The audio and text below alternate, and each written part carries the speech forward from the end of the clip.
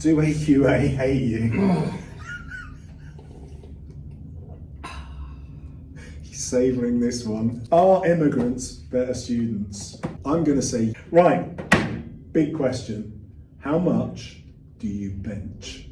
What are the grade boundaries for 2024? Predictions.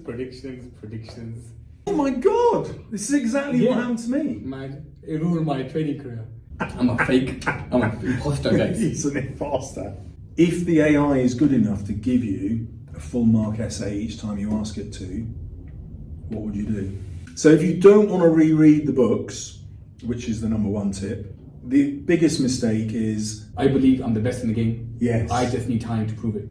I took my ski jacket off and I had this huge grapefruit underneath my armpit. If failure isn't an option, Yeah. I swear to God, the fire that it lights under you, you will eventually get there. Because this is an easy country to succeed in. When I was 10, he gambled everything away. So the business, the house, everything. Yes or no? We should do a video, me and you, Pakistan. Oh man, that would be amazing. Next year, February, I'm going to Pakistan. Did you come with me? If it's not half term, I'm in. Welcome to the Mr. Salles and Mr. Everything English Q&A. We are going to answer a range of questions, some of them English, some of them not English. Question number 1. Should we only learn 10 quotes for each text? Yes. I'm a yes as well. Why? Because no one's got time to learn 30, 40 quotes per text. Because otherwise you're looking at about 100 and something quotes altogether. Yes. It's too much. And especially this time of the year. Yeah, exactly. We're a week out, 10 per text is realistic. But those 10 have to be applicable to lots of different questions. Yeah. So learn the analysis as well. Yep. And then you can apply them to any question. Yeah, simple. That was easy, wasn't it? What is the weirdest thing a kid has ever done? Nothing, sir. These kids are amazing. They never do anything strange. For me, recently is probably, there's a kid out there who made a TikTok video about like where I live, where I've worked. Like it was strange with the whole strange music in the background, like a stalkerish type of vibes. Yeah. So yeah, that's probably the strangest thing. Has it got many watches? To be honest with you, I saw it last year and I never went back to it. So I hope it hasn't. But it's like, if you're that interested, just ask me. I'll tell you whatever you want to know. Oh, I'm glad this is on my channel, so you won't get the comments. The clothes that I'm wearing and my Twitter posts and my LinkedIn profile.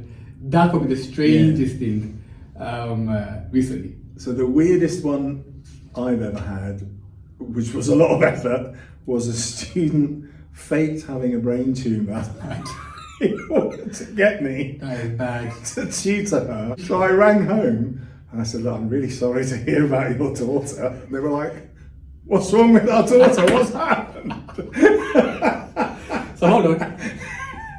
If she had a brain tumour, that means she's dying. Yeah. So what you said is, why does she need to do that? Why is she? Yeah, exactly. I was too dumb to spot that it was. So what did you say to her? Sorry, but your dad told me it's lying. No.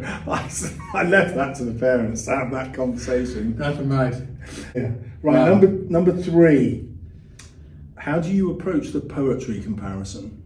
So I teach students to compare in the same paragraph. So let's say we're comparing, I don't know, checking out my history to exposure. I teach students that it's ping pong. I call it ping pong. So you bounce back and forth between the poems. So for example, if you do point, reference, technique, effect for one side, go across, do it again, come back, zoom in, go across.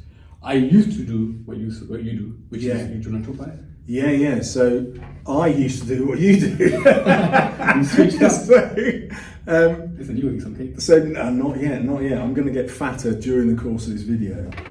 I now teach, write about the first poem, and then write a comparison sort of sentence or two, and then when you're writing about the second poem, compare back as you go when you can remember it. And the reason I did that is I've started reading loads and loads of top grade answers, and it's actually easier mentally to do that. You don't have to think as much. But you did point out to me why that would backfire for many students who weren't naturally top grade. Yeah, because you find that the grade 5, 6, 7 Yeah. can sometimes forget that comparison part. Yes. Because I used to do what you do. Yeah. Separate it. Yeah. But I find a lot of my kids ended up writing one essay on one poem Yes. and then one essay on the other poem with like the word similarly in between. Yeah. And it wasn't enough. So that's why I've just switched it to compare as you go along. Yes. But both methods work. They do. They both both work. methods work. I would say, guys, try both, pick what works best for you and crack on with it. Yeah. Because as long as you take off AO1, AO2, AO3, Yeah. it works. Exactly. Right. What's the best text to teach at GCSE or to study at GCSE? I love Macbeth. I love Macbeth. I love Macbeth. I can recite Macbeth to you in my sleep. We've just made a 1.5 hour video And talking about Macbeth. We could have gone more, I reckon. Yeah. If you wanted to, we could be sitting there for 3 hours. But yeah, I love Yeah. Macbeth. Lots of themes, lots of ideas. I grew up, when I was in high school, Of My Cement was the That was the go-to, was the yeah. talk of the town. I remember going through Of My Cement. I remember teaching Of My Cement. Yeah. It's a good text. But I think my favourite is Macbeth. Lots of themes, ideas. And out of the Shakespeare plays, I think it's the easiest to understand. Yes. Raw. Yes. Like a lot of other ones, like it took when I was young, I used to hate Shakespeare, man. I could never get it. Yeah. Like, what's this guy talking about? Yeah. I only appreciate Shakespeare. I remember in university, my lecturer and my seminar teacher were amazing. They made me understand Shakespeare to appreciate that this is actually a decent text. Yes. So I think Macbeth because I love it and because it's the easiest to access. Yeah. Because it's not convoluted themes of love and nonsense. It's straightforward. Guy is Proper boys. It's easy. How about you, sir? What's your favourite? So I would agree, like for Shakespeare, Macbeth would be my top one. For me, going to watch Shakespeare performed was the only way I could understand the language. Like when I was 16, I remember going to we had to do Julius Caesar, and I sat at the front, in the front row, got this brilliant view of the stage, and all I can remember was worrying that the actors were going to spit on me. I was doing like the Mexican wave in the front row. But so, Guess how many times I've been to the theatre in my life? oh no, don't. Have a guess, sir. Considering. Yeah, That's not considering you're an excellent English teacher. Yeah. But I don't know how many years you've been teaching. Okay, so you should have been. I'll give you an answer, right? So before you answer, last year I went to the Globe Theatre to make a video. Yeah, I saw that BBC No, video. and they were talking to me. Oh, you must come here all the time. Now you're so familiar with this theatre. That was your first time at the Globe. Second time. I went in year 8. I went in year 8 before that. And I was like, they were talking to me. I was like, yeah, you know this whole inside out. You're a true English teacher. Yeah. I don't know. I've been there once in my whole life. Twice. Once to watch a play in year 8. I can't remember what we watched. And then once to film that video. But yeah, I'm an imposter, guys. He's an imposter. But my favourite text to teach would be Lord of the Flies. And now that I say that out loud, I realise I've hardly made any videos on it because no one studies it anymore. It's because I'm aiming at top grades all the time on my channel. I'm like obsessed by it.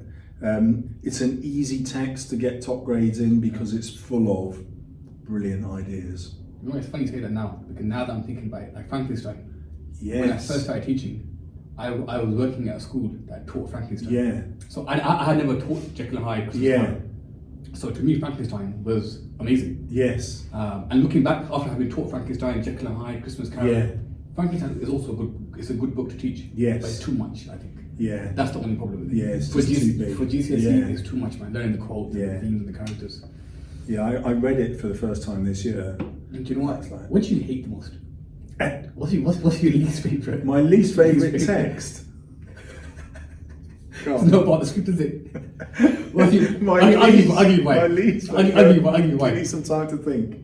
Look, I love what I do. Yeah. But if I had to remove one thing, man, I hate poetry. I hate poetry. You could really get into it because you got a theme and characters that go on for a long time. We got to keep talking because I'm into Yeah, but poetry, I just find poetry so bitty. Love it. I'm an English teacher, but if I could remove one, it would be the poetry. I'd get rid of it in an instance. I love We're poetry. going to get killed now in the comments by all the English teachers. No, but I think the kids hate poetry as well, don't they? And English teachers kill it because they just take a poem and it's like, let's put 100 annotations on this And poem. they spend like 3 weeks with one poem. Yeah. Like, that's mad. That's mad. So what would change that, I think, is if we let students write poems. So when I started teaching, you could write poems as your original writing. And so Like, there was no exam when I started teaching. Okay. It was 100% coursework. oh man, that's mad. So I had the first group to go through GCSEs with an exam. Like, you know, when that first came in. So I said, right, I'm going to sit the exam with you. So that must have been a massive shock. It was. Going That's from why- 100% coursework to exams. Well, it wasn't 100% exam. They were like 40% coursework. But That's why I said that. yeah, I think that's why I said but your original writing could be poetry. So when I'd spent the weekend doing all my written coursework, and I wrote a series of poems for my And you would submit that to the exam board. yeah. That's interesting. Yeah, Because that's a different way of looking at poetry. yeah, Because we don't write poetry. no. Nothing. But if we did, I think I agree with that. kids would enjoy it, teachers would enjoy it. Yeah, I agree with that. But yeah, the So what poetry is is a your killer. what is your least favourite? You didn't ask the question. My least favourite. He's a true politician. Yeah, I You know what he's did doing? not Like, answer the he's getting question. around the question. Jekyll and Hyde is just too difficult for most kids, I reckon. But A Christmas Carol is too easy. That's a good point. I guess on balance, you can still get a really interesting discussion about A Christmas Carol. So I would, now that I've written a guide on it, because I wrote a guide on it thinking this book's just too slight. But then the more you go into it. Yeah, the more you go into it. I prefer Jekyll, but I get why school do Christmas Carol. Yeah, Jekyll just has more to it. yes, There's a lot more to it. yeah, But again, I get why schools do Christmas Carol. yeah, But again, it can be harder for the top end because, look, not everyone can analyze the way we do as a teacher. exactly. For a student, it's harder to dig deeper Yeah, into Christmas Carol than it is Jekyll. yeah, Because Jekyll sets you up to explore those more higher level character themes, analysis, and so on. but you've got to know a lot of context Yeah. really, for Jekyll. Alright, next one. What's the most common mistake that students make on the language paper? You go first this one. So, You go first. What's your thoughts? well, Actually, you know what? I know my answer. yeah. Yeah. But first, you give yours, I'll give mine. So, you and I haven't checked this, but you and I both tell kids to do question 5 first. Yeah, I think. 100%. Yeah. So that would be my top mistake, not doing that. Yeah. And the reason I know that is I see the results of a lot of schools and I dig into them, and what you'll find is loads of kids, like 20%, will get hardly any marks on the question 5 because they've given up. You're tired, man. Yeah, they're You're knackered. You're Yeah, worn out. yeah, Your brain's not as efficient as it was earlier. yeah, So why would you leave the most important thing to the end? exactly. It's suicide. So Like when I used to work in schools, yeah, I would, like, let's say for example, there were certain kids that joined midway through 11, Yeah. whether they came from Pakistan or other countries. mm, And literally, my policy was, listen, forget 1, 2, 3, 4. yeah, You master your question 5, and we do a bit with other ones. yeah, And I promise you, I remember a girl one year, she got a grade 6, and she came midway through 11 from a different country. yeah, And she got it because the question 5 was strong. yes, And the other questions, she got like 3, 5. yeah. But adding it together, Yeah, yeah. she got over the edge. Yeah. So yeah, I agree with that. So yeah, that would be the main one, and then the second one is, I suppose this is quite controversial, but I hope it's quite optimistic. Kids just don't write enough, and so my big thing, if I wanted to improve any kid, I would just improve their handwriting speed, Yeah. and you know, because the more you write, the more marks on average you're going to get per each question. Why do you think kids don't write enough? I have my views. Do you? They're Right. lazy buggers. I I tell you why. yeah, A lot of kids that come to me yeah. saying, "Sir, how do I write fast in an exam?" I ask them, "Okay, when's the last time?" Are we gonna keep it in there? Yeah, of course. When I asked them, "When is the last time you wrote 10 years ago?" It's like, Yeah. you can't lose weight by not going on a diet. Yeah. You're not going to get faster at writing Yeah. by not writing. I say at this time of the year, Yes. you should be banging out past papers, left, right, center. Yeah. What else are you doing? If you're still learning language devices, Yeah. and you're still learning what is a simile, Yeah. man, You're in good luck to trouble. you, because Yeah. you're in trouble. Yeah. At this point, that should be done. Yeah, I mean, 100%. That is the best way to revise, especially at this stage. Yeah. Do your past papers.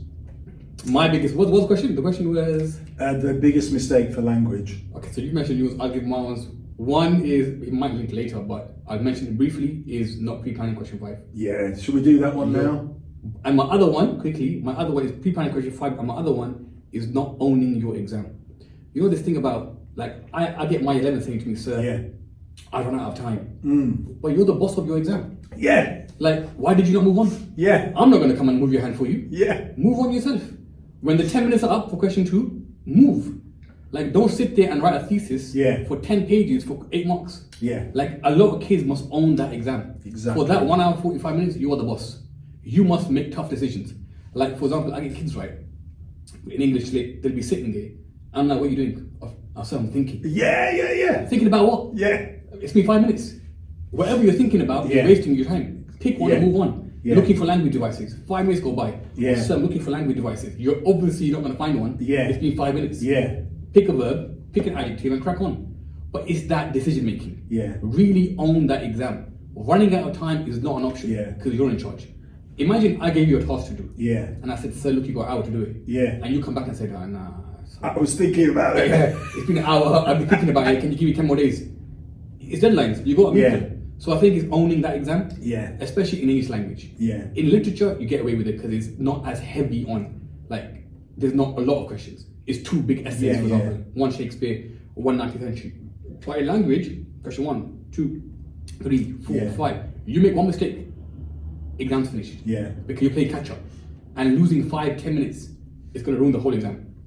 So I think it's those 2. I think it's pre-planning question Yeah. 5 and just not taking responsibility of your exam. So that idea of, you see kids sitting there thinking, you genuinely believe that you're thinking, but it's not productive thought. Yeah. So I used to love going around my classroom. Whenever I saw a kid not write, they would say, oh, I'm just thinking, sir. And I would teach them that writing was thinking. Yeah, think as you write. Yeah. Yes, And then like you write something and then you go, oh, that's not really a good idea. But when you recognise that, the good idea comes, and then you can cross out the bad idea. And I tell my kids, while you're writing, think of what's coming next. Yes. Because when you're writing, you're not thinking, there's the B-E-R. Yeah. You've already thought about that. Yeah. So your mind should Yeah. be, where am I going with this? Where am I going with this? Where am I going with this?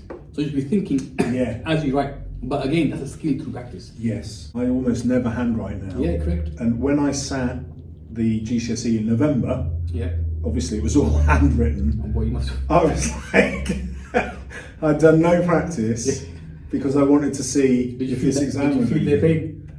Do you know, I thought I would, but I didn't. I got it back and I wrote 7 pages for my question 5. Did you feel that? Did you use the full time or how did you? Bad news, I had 5 minutes at the end, That's all right. but I did EdXL 2.0, which is a much better exam, but that's for if you're watching this next year. I did EdXL 2.0, and they gave you a longer time. I can't remember what it was now, but you get longer for the exam paper. Okay. So there was more time to play with. Do AQA hate you? He's savouring this one. We have no relationship with AQA. No. We have no well, I such- do actually, but it's all negative. So why do they hate you? What did you do, sir? So, So they hate me because, in my opinion, I teach to pre-plan question 5. yes. And it's the Same. most beautiful method. Yeah. But that goes against creativity. Yes. But unfortunately, you're not marking creativity. No. So no matter how much you love creativity Yeah. and how it's personal to you, Yeah. no one cares. The So- mark scheme doesn't have that. Yeah. So I think it's that to and fro. Yeah. But all jokes aside, I think this discussion needs to be based upon evidence. Yes. Mark schemes, AOs, Yes. rather than just silly opinions. Yeah. Yeah, I completely agree. What did you do, sir? Why did AQA hate you?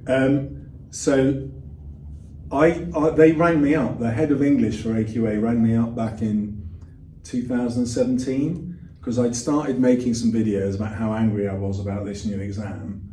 At that time, being AQA. Yeah.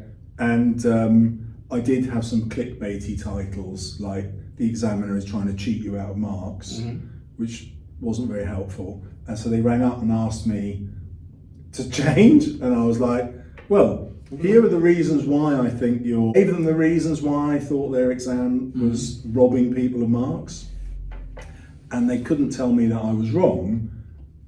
And so I was on their sort of radar after that, and I've stopped now making those clickbaity sort of titles because I thought actually that's not really helpful. Yeah. But in last year's exam report, they claimed that there was they showed that in paper 1 question 4, kids were getting much lower marks than in previous years. And so instead of saying... Did they blame you? Yeah. No. Not by name, right? But they talked about influence or people on the internet, advice you were getting on the internet to do the exam paper in the wrong order. Yeah. That could be the only reason for people getting low marks in question 4, because AQA believe if you do question 1, 2, 3 and 4, that questions 1, 2 and 3 give you the skills for 4, and then altogether they give you the skills for 5, which is a complete fiction. Yeah. And they got no evidence for it. No one does that. No one does that. So I'm obviously making videos saying, no, do the question in paper 1, do it 5, 4, 3, 2, 1. And they said that can be the only reason people have started following that advice. So I read this and I contacted AQA. I wrote to them and I said, this is really serious because I'm obviously giving out the wrong advice. Can you give me what evidence you've got to base this on? And they were like, we've got we couldn't possibly tell if what order people do the exam in. But this is the thing, right? We got no evidence. Yeah. And they put it in the examiner's report. And this is where it gets frustrating, because I'm not trying to be harsh or rude, but it comes across sometimes that you don't know what you're talking about. Exactly. And it's harsh, but you're just making stuff as they go along. Yeah. This year we're going to blame that it's the wrong order. On the same metric, did question 5 go up? Yeah. Did the marks for question 5 increase? Exactly, yeah. You know what I mean? So it's very unfortunate, especially when it comes to English. Because English, unlike math and science, math is the correct answer. Yes. Science is the correct answer. English, so long as you hit the AOs, my friend, it doesn't matter what order you're doing. Yeah. You want to do 3, 5, 1, 10, 15? It might not be the efficient way, yeah. But so long as you hit the AOs and you complete the exam, you've got a fair chance. Exactly. No one can cap you and say, oh, because you started with question 3, now unfortunately your marks are going to be lower.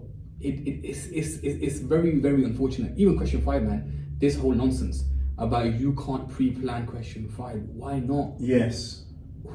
They say, oh, the exam boards don't like it. How will they know you pre-planned question 5? Are they going to come to your house and say, sorry, my friend, did you pre-plan this or right on the day? Yeah. How are they going to know you pre-planned it? There's 2 ways they'll know. If it's a story about a priest. Yes, but even then, there's no story of a priest. Find me the story. There's no story. There's an idea. Like Harry Potter's idea. I could write a story about somebody eating a brownie. It's an idea. Yeah. But there's no story. And even plagiarism is defined by the exam board as copying 50% of someone's work. Yes. There's no story. Yeah. It's an idea. Exactly. You can't get in trouble for copying ideas. Come on, man. When I was an examiner, the amount of essays I marked where kids were rewriting Maze Runner, Harry Potter. Yeah. But they were taking inspiration Yes. from the idea and making it their own. It's fine. Because they are the ones that are using language devices, vocabulary, punctuation. That is what you're marked upon. You're not. It doesn't say in the exam board how amazing is your plot, how exciting is your character, what journey do they go on. And I think it's unfortunate because a lot of teachers, they make life unnecessarily difficult for the students. And my last argument is, let's say you pre-plan question 5. If it works, fantastic. Brilliant. If it doesn't work, you do what you were going to do anyway. You've lost nothing. You've lost absolutely nothing. If anything, at least you've gained the language, the vocab, the punctuation, which you can easily take out and put in on the day. Yeah, exactly. But a lot of it though. I really believe it's scaremongering. I've been in school environments where it's almost habitual, like to create motivation through fear. So you're gonna fail your exams. If you don't do this, and make sure you do this. So it's almost used as a ploy to get kids to work harder. But I would say not smarter. Exactly. A lot of these scare tactics, man. Yeah. So if I'm being charitable to teachers are scared that they'll get bad results, you know, and so they pass that fear on to the kids. It's not that they're deliberately trying to control you in these sorts of ways. It's the way that teachers are controlled by their own mind-forged manacles. On the same respect though, I think as a teacher, it's a duty to learn the mark scheme. Yes. Whatever we say is waffle. Yeah. If we can't back it. Yeah. And it's the truth. Anything that we tell these guys should be backed with evidence. 100%. So the mark scheme, the AOs, the examiners' reports, everything. You can't just make stuff up. Yeah. You can't say you're going to fail your GCSEs. Where are you getting this from? Yeah. That's a big statement, man. you can't say for these guys. Yeah. Because it makes their life 10 times harder, man. Paper 2 is a beast of an exam. Yeah. I would say paper 1 is the easy exam. Yes. Because question 2, question 3, question 4 essentially have the same mark scheme. Yeah. But paper 2 is a summary. Then it's the language one. Then it's a comparison. Yeah. Different skills. Yeah. Paper 2, question 5, you can't pre-plan that. Exactly. Yeah. So take advantage of paper 1. Yeah. Get your marks up.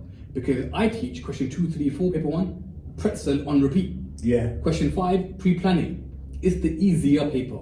So why would you make that hard? Yeah. When you can help these kids smash their GCSEs. But yeah, we're on a bit of a tangent there. But that's what I would do for question that. A light one for you. What is it? Why did you start YouTube? Honestly, the actual start of YouTube came because when I first started this, I started on Instagram, right? All right. Yeah, so I started Instagram. And I think my page was called GCSE Revision Tips or something like that.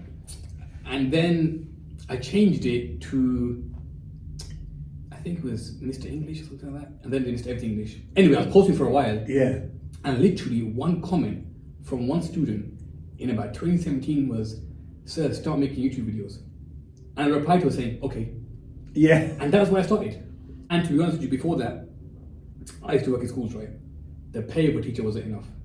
I always knew at some point I need to be able to do something else. Yes. So I was doing loads of side hustles. I was selling phones. I was No way. I used to do loads of different things, like loads of different little things to make money. Tutoring. Yeah. Driving around town, tutoring. Yeah. And I thought, you know what? Why don't you sell what you're good at? Not for money, but show the world what you're good at. Yeah. And I just started making videos. And in the beginning, I used to get feedback. Actually, I won't tell you what feedback I got because it might get cancelled. But imagine someone like me, from where I'm from, talking about Shakespeare, in an atmosphere, where my point being, I don't go to the theatre, but here I am, So it was a very interesting start. Like my comment section, was quite dangerous, man. Like religious comments. So, did you delete them or have you left them up? They're probably there. Really? Yeah. Because back then, this idea of deleting comments, it didn't really occur to me.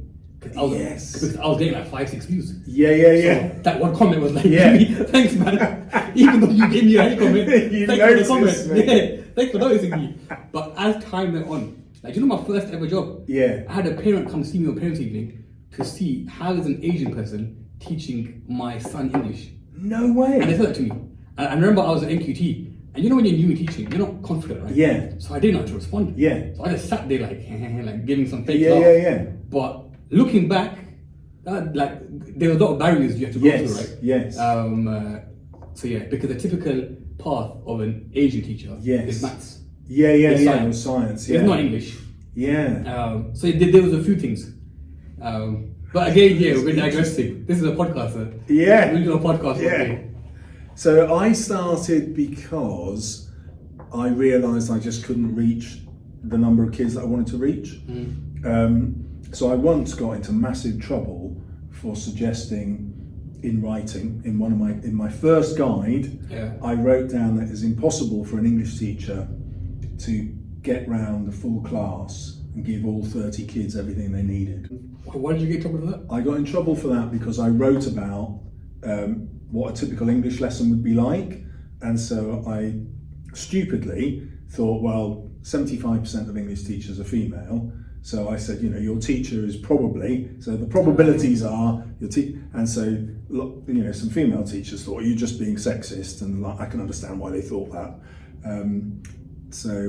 But anyway, my point was, it's just upset that you didn't include me.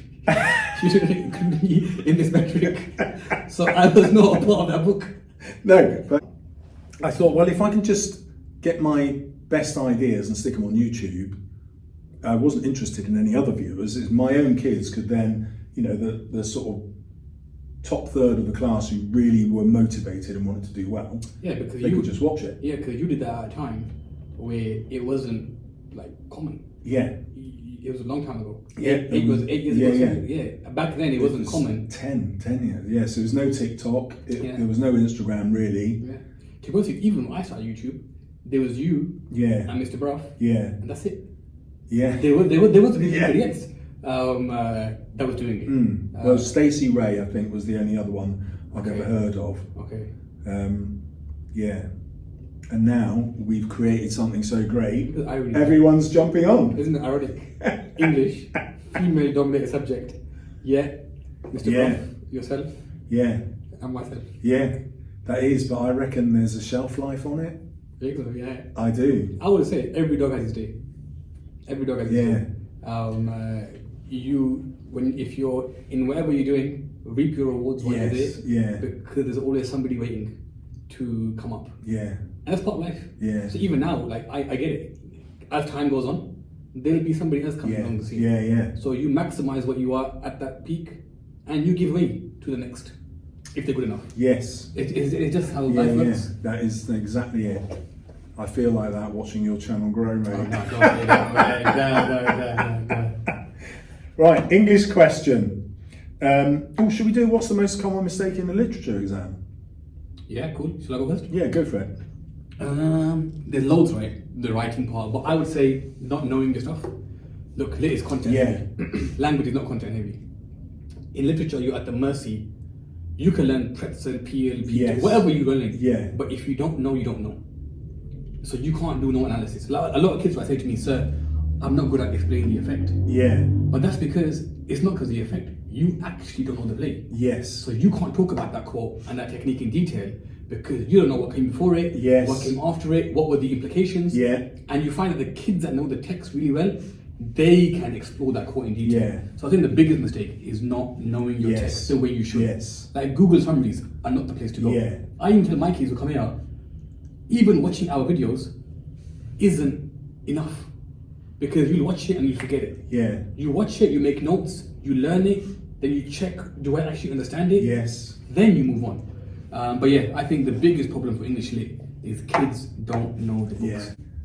Yeah. I completely agree with that. In fact, when I taught A-level, I even had kids come to me and say, well, is there a film I can watch instead? Yeah. I'm like, you've just chosen this as one of your top 3 subjects. What the hell are you doing?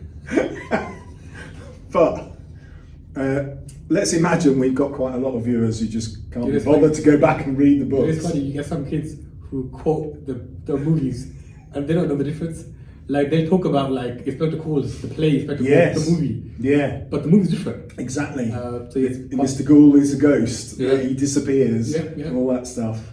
Or Sheila and the Hat, you know, where it's a dress in the play. Yeah, I get that a lot. So if you don't want to reread the books, which is the number 1 tip, the biggest mistake is not learning the analysis of the quote. So if you think about what you were talking about with the assessment objectives, you've got to think about the author's purpose, and if you haven't included that in your analysis of the quote, then you're not going to get the top grades. And if you haven't thought through, well, I've got to write about methods, so what method am I going to say this is? And so usually students will learn a few quotes, but they just won't learn the analysis that goes with it. And a lot of the time, they learn rubbish quotes. Yeah. To add to that, and I tell you why. You know, Give me a rubbish quote. I'll give you one second. I tell you why though. You know, because of what we do, we can pretty much analyze any quote. Any quote. Like Yeah, we can produce something. yeah. But for example, they will try to learn Inspector Calls mummy and mother for Sheila Burley. Yeah. And it's because it's just short and easy. Yeah. And I'm okay, go for it. Carry on. Give me a paragraph analysis. Yeah. Mummy shows that she was young, mother shows she's mature. Yeah. Carry on, let's Yeah, go. yeah. And they pause. Because the quotes, I can carry on. Yes. But a student needs to be real to them. So I tell all my students, whatever course you're learning, make sure you know what to do with them. Yes. Not me. Yeah. So if not in our videos, we can talk about unsex me here for days. Yes. That's fine, but can you do that? Yeah, exactly. We pick the ones that you are comfortable with and learn those. Yeah. Because I think a lot of the time it's the cookie cutter approach. So from Macbeth, Thunder, Lightning, Rain, Unsex Me Here, from Inspector Calls, Unsinkable, Absoluteness. These are all the common quotes. Yes. Fine, I get it. But what are you going to do with it? Yeah. Or are you going to get halfway through and realize, hold on, I haven't got a clue what technique is here. I haven't got a clue what the right attention is. So I think a lot of that is them being honest Yes. with the quotes that they're picking for the exam. Yeah. I agree with that. This is a question that people might be asking on YouTube. Are you even a teacher? I am a teacher, sir, fully qualified, fully vetted, experienced, the whole shebang. How about you? Are you a teacher, sir? Yes and no. Oh, God. No, I am a teacher, but I qualified as a teacher when, if you can imagine, I can't remember how long ago, 30 something years ago, and the government said we haven't got enough teachers, and so we need to get people in from industry. At that time I was a tax inspector. And Please cut that part out. No, sorry, let's carry on. So yeah, that time I was doing this really exciting job Yeah. as a tax inspector, and the government said, right, we just need to get people in to teach, and so they offered something called the licensed teacher scheme, where you just rock up at a school, Okay. and the school would train you. So In what subject would you choose? any subject. There was every subject was a shortage. Yeah. So I did 2 years of training to be a primary school teacher. Like little kids, man, I just couldn't cope. They don't remember anything. It's a different skill, isn't it? Yeah. It's a lot of patience. Yes, Yeah, exactly. It's a lot of patience. And now, having had kids, I'd love it now. Yeah. Not enough to go and do it, mind. But at that age. Yeah, at that age, I just wasn't mature enough. And so I quit that and just went off to uni to do a bit of an English degree. They gave me credit for my teacher training. I can't remember where this was going. How you ended up in education. Yeah, so yeah, I was tax inspecting and my wife was teaching because we'd been at teacher training college together. So she was teaching and then was moving jobs, and the head teacher heard that I was thinking of becoming a teacher, and he said, well, just there's this new scheme, just come in tomorrow and you've got a job. That's crazy, you know. Yeah. That's unheard of today. No, you could not do it Yeah, today. that would never happen You today. could not do it. Well, now they've increased it, and so now you've got to train for 2 years once you've got the job. Yeah, that's because they know that people are leaving the industry. So they right. want to hold on to more staff, isn't it? Will it hold on to more staff though? Well, they'll force them at least for 2 years. Yeah. To stay. Like, I know a lot of teachers who have stayed for 2 years and then go. Yeah, But they need to get the fully get the qualified. qualification. Yeah. Yeah, Mine was fully English through and through, man. I went uni English degree, Yeah. masters English, PGCE English, and straight into the Straight teaching. in. Straight in. I remember my first lesson, I taught it on like 10 minutes notice. yes, I remember sitting, and I was a teacher trainee, and I remember sitting in the staff room, and my mentor comes up to me and says to me, "By the way, you're teaching me 10 minutes." And I was like, "What?" But you know what? I give a lot of my credit to my early mentors. yes, I remember one of my mentor in particular. She would never let me use PowerPoints. yes, She would never let me use anybody else's resources. Everything had to be made by me, yes, and it really taught me to teach, Yeah. not present. yes. So I wasn't presenting a PowerPoint. Yeah. I was teaching the Yeah, class. yeah. Even A level. When I first started teaching, I was teaching A level classes, and man, I was like 22, 23. The kids were like 18. Yeah, So we were very similar in age. And I remember I was teaching English language A level. I didn't have a clue. So remember, no, but this is what I think it taught me so much. I remember I would sit and learn the content all week, make my resources, learn the content, and then go and teach it. Yeah. And that really forced me to like really hone in on actual teaching, because I couldn't rely upon anybody. Yeah. And I remember she would sit there and watch me, right? And once, after one of my lessons, she goes to me, "Sir, everything's fine, but you're about to lose this class because you're not implementing any behavior strategies." Oh, And this is very early, like I'm talking like my second or third Yeah, week. yeah. And she goes to me, you got 2 more lessons, and once they're gone. Yeah. And you'll never get them back. Yeah. And I really understood 6 months to a year later Yeah. the gems of what she was telling me. Yes. At the time, I was like, bloody hell, leave me alone. Let me use PowerPoints. Let me use resources. Give me everything. But I think that experience, honestly, even now, I don't teach with the PowerPoint. Yeah. I think No, that's, me neither. I would never Yeah. teach with a PowerPoint. yeah, now. and I think that's what helps even Yeah. in these videos, talking to a camera. Yeah. Because I'm not a presenter. Yeah. But yeah, so teaching, yeah. Yeah. Then just work through schools, promotions, and then leaving during COVID. That's the circle, sir. That is the circle. Right, let's see what's next. Would you ever go back to be a teacher? No, 9 to 5? no. It's not that I love it, but you get to a stage where you think, I'm never going to get better at this. Like, I've reached my peak, so I need to do something else that I can get better at. And I reckon, realistically, after 28 years, like, how much better am I going to get, you know? So no. Oh, and because I was a senior leader, the next step was headship. Yeah. There's no way I want to be a head teacher. Yeah. Like, not a chance. It's not worth it, man. Would you go back? Nah. But I mean, that's not a disrespect to teaching. Yeah, of course. You know, it it's was our great, lives. but Yeah, you yeah. get to a stage where you think, I think our life just took us on a different Yeah. path. Yeah, It is what it exactly. is. Yeah. and my daughter's actually become an English teacher. Has she? Has she, yeah? Yeah, she's been doing it for 4 years now. So Does she watch your videos too? she doesn't watch my videos. She's in New Zealand, so it's different syllabus. Okay. But in her early days, she would say, "I'm teaching such and such," and I'll make you a video, and it's on private on my YouTube channel. Oh, that's pretty She'd cool. go and watch it, and they're like, "Oh, right, okay, I know what to teach now." That's nice. Yeah, it was cool. Are you even a teacher? I can't believe that.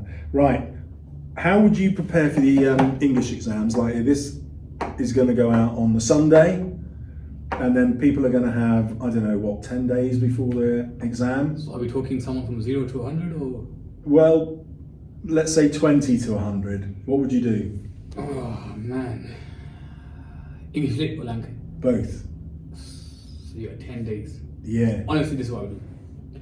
For English lit, let's say we're taking Macbeth, Christmas Carol, Yeah. wherever you do your text, I would go and. Can you reread the text? Probably not. No. Yeah, it's not going to happen. No. So I would say to you, go and read a chapter by chapter summary.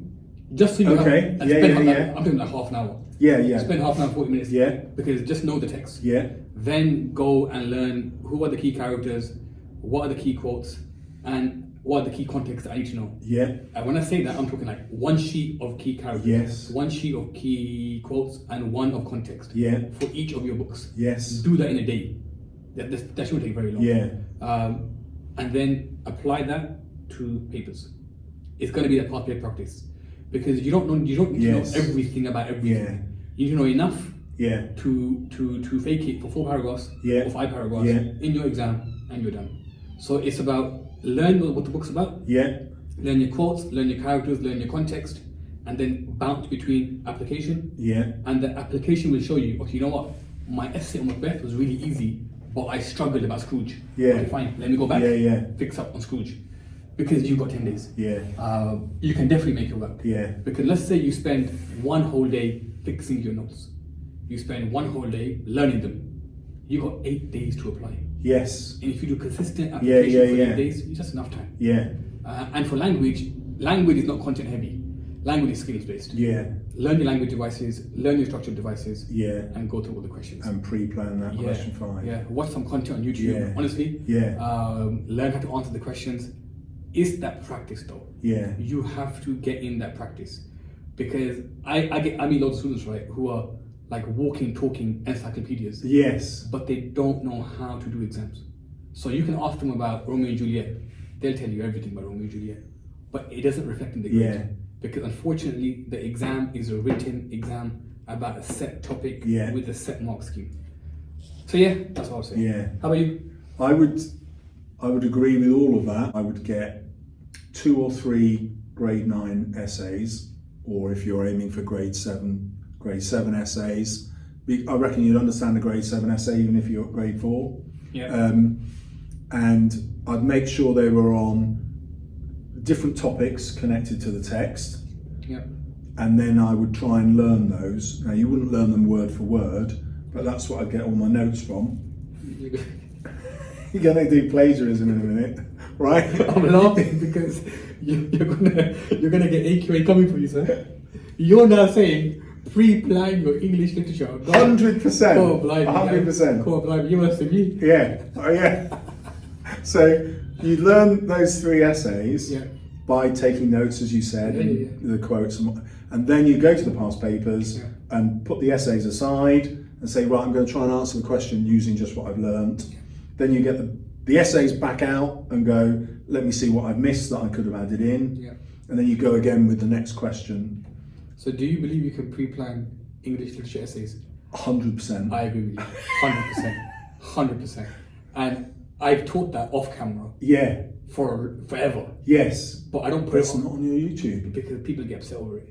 Because of plagiarism. Yes. They're gonna get upset. But you can definitely Yeah. do it. You can pre-plan analysis Yeah. for certain quotes and Yes. just tweak it. Yeah. It was funny, I had a message yesterday on my Instagram of a student who I've never taught. Yeah. But they said, I watched your video last year and I wrote down your analysis, Yeah. tweaked it, and I used it straight in the exam. Yes. And they got 34 out of 34. Yeah. And she sent me her essay. At that point, Yeah. she learned the analysis and just slightly tweaked it. Yeah. So you can definitely do it. Yeah. Right? How come you don't put it on a YouTube video? How have you? I'm trying to remember if I have or not. I've got a video I want to make on a Christmas Carol, and I can't remember if I've made it or not. But when I wrote my essay writing guide to a Christmas Carol, I was reading exam answers, and I found a grade 9 one, which was full marks, Yeah. and it was obvious when you read through that the kid had just memorised paragraphs. Yeah. This is the quote. This is my analysis, and Would you not say then that is danger of plagiarism? For example, let's say, Yeah. by the way, you know my thoughts on this. Yeah. I'm just throwing it out there. yeah, Let's say you make a video and you've analysed Christmas Carol in a certain way. yeah, So you've analysed Scrooge in these 4 ways. yes, Now you're getting 10, 20, 30,000 views. yeah. What are you saying, sir?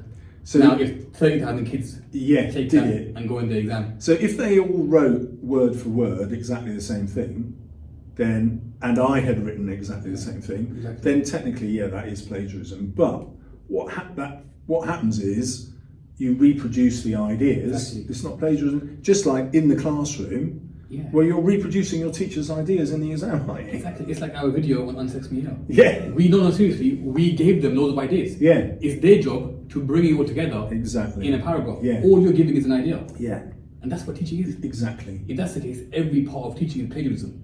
Because you've been stealing your teacher's answers Yeah. since the start of year Yeah, 7. But yeah, what's next? What's next is TikTok, YouTube, Instagram. What is best? Easy peasy. Easy peasy, YouTube all day long. So I'm 100% with you. I hate TikTok. I hate TikTok. Yeah. So you hate TikTok. I can't get over the visuals for starters. Yeah. The screen is just full of Yeah. other stuff. I really don't like it when music plays over talk. Yeah. But you also reckon it's quite corrupting, don't you? Yeah, there's quite a few things, man. So for me, YouTube is always king. Because YouTube is when you really test what you're made of. Yes. Even for us. It's easy making a 1-minute video on Macbeth. Yeah. You could chat poop for a minute Yeah. and do easy effects and put on Yeah. TikTok and you get loads of views. But can you do that now for an hour? Yeah. Analyze for me for an hour. Talk me through the AOs like it's the back of your Yes. hand. That's in YouTube you see who's actually about it. Yeah. Whereas on TikTok, it's madness, man. Yeah. You can make a video about predictions and I don't know, give some weak advice, but because you edited it beautifully Yes. and jazzed it all up, it's gonna get Yeah. views. And it's quite dangerous because I sometimes think that on certain platforms, you get people that shouldn't be talking about certain things, talking about certain things. Yeah, they haven't got the experience or the knowledge. Yeah, and that's just not that's just not this. That's just life in general. Yeah. Like for example, you get a lot of influencers giving life advice. What have you done in your life? Yeah. That you're sitting there giving life advice on a podcast. I think it's dangerous because you can't differentiate between who should be listened to, whereas who shouldn't be listened to. Yes. If that person wasn't an influencer, would you take advice from that person? Yes. Probably not. Yeah. But because they've got a X following list in their name, they're now put on a pedestal. And that's why I think TikTok is dangerous. Whereas YouTube, it's a hard graft. Yeah. To make it on YouTube, I feel as though you got to be really good at what you do. Yes. Because otherwise you get exposed very early. Yeah. There's something about the algorithm as well. So on TikTok, you're rewarded if someone's clicked. Yeah. Whereas on YouTube, YouTube will only promote your video if people watch it for a long time. Yeah. So you have to be offering something valuable beyond the click. Yeah. And yeah, I like that it has to bring out the best in you. Yeah. And there's a reason why there's lots of people on TikTok, but those people can't make it on YouTube. Yeah. And I enjoy YouTube more because I can really dig deeper Yes. in what I want to say. Yes. Whereas in TikTok, oh man, I've got a minute, let me rush through Yeah, it. yeah. Whereas on YouTube, I just take my time Yeah. and I can really explore what I'm trying to teach. It's proper teaching, isn't it? Yeah, yeah, exactly. It's proper teaching Yeah. On YouTube, whereas TikTok isn't. The other thing is, I almost never get a negative comment on YouTube. Yeah, it's true. So it's a really supportive sort of environment. TikTok, yeah. Yeah. I don't know about TikTok. No, I get that though. TikTok, people talk poop left, right, center. Yeah. There's randomness. Yeah. But you're right. YouTube is a very nice community. Yeah. For us anyway. Yeah, yeah, for sure. Yeah, for us anyway. Right. Why should teachers make predictions about the exams? I think it's really good. I mean, I would now give out, here's my, if you're a kid aspiring to grade 7, here's my 3 grade 7 essays for the 3 questions that might come up. What if someone turned around and said to you, sir, you told me to revise, boom, boom, boom. Yeah. And none of it came up, I failed. Yes. Well, I would teach them how to apply, because we'd rehearse it. Yeah. Here's a question that's completely different. What have you learned from those 3 Yeah. that you can? And I 100% know that they'll be able to answer all of that, or at least 90% of it, with the 3. Yeah, and if you look at it, right, there's not a lot of variations. Exactly. So if you look at all the texts in Jekyll and Hyde, you've got Jekyll, Yeah. you've got Hyde, Yeah. you've got like supernatural, evil, Yeah. atmosphere. That's it. Really, And isn't then, it? and all it is variations. Yeah. On that. Of those 3 playing Yeah. about Jekyll, evil, Hyde. Yeah. It's just variations. Yeah. Same thing goes for Christmas Carol. There's not a Yeah. lot going on. Yeah. You've got Scrooge, you've got the spirits, maybe the Cratchit family, Yeah. and that's about it. The ghosts. Yeah. That's it. Yeah, yeah, and Yeah. they just bounce around. Yeah. Those 3. Macbeth. You've got Yeah. Macbeth, the supernatural, Yeah. the relationship, Yeah. Lady Macbeth, and that is pretty much. And they play it. about with it. Yeah. So yeah, you can. It's not. There's not a lot going on. Yeah. I think the hardest text to predict is probably Inspector Calls because there's so many characters.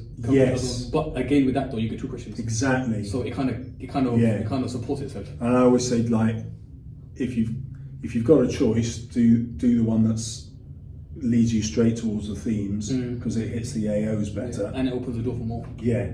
Because you can talk about that character Yeah. in that question. Yeah, exactly. For example, I remember one year, I think was the year before last, it was Mr. Burling Yeah. and male responsibility. Yes. You could have talked about Mr. Burling in male responsibility. Yeah, exactly. So you could have just done that one Yeah, and yeah. brought that one into Yeah. it. And it's just so much easier to get higher marks in that second one. Yeah. Because you're always writing out the author's point of view. But at the same time, I do think some predictions can be dangerous Yes. because now everyone's Kingdom Man. Yeah. Everyone's making predictions. So I think at the same time, there's a fine balance. And some Yeah. people really, so I think Yeah.